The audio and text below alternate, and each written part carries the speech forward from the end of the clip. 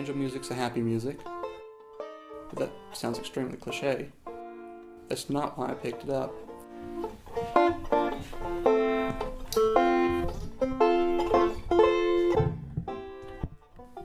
I guess I've loved music all my life. My mom tells a story about when I was little, I'd sit on the church pew and I had this little pink rattler. It was guitar shaped and talked like I'd hold it and act like I was strumming it, sitting on the church pew while people were playing and singing. So, gospel music is deeply ingrained in my music.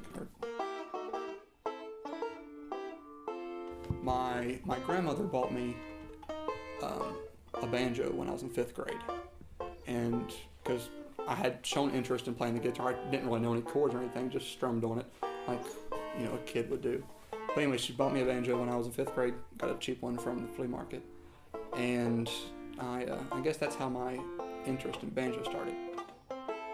Of course, Larry Sparks has been, the past 4 years, a huge influence. I really found out how green I was when I joined Larry in 2009, but he's definitely been a huge influence. Oh, when I was playing that first show with him, I was petrified. We were downstairs. I was in a theater in March, kind of cooler weather. So I was in a theater, and my mom was down there, and she was trying to help me straighten my tie. I'm like, it's okay. And I was sweating profusely, and I was a nervous wreck. But once I got on stage, it was fine. Earlier this year, I got to play with Larry at the Grand Ole Opry. Of course, for any country or bluegrass musician, other styles too, playing at the Opry is one of the things you aspire to do. And of course, Larry's been there, several times since the 70s, and only since he had his group. But that was my first time gotten to play was earlier this year, and yeah, it was awesome just to know that there's such a legacy, and it was such a large part of country music history.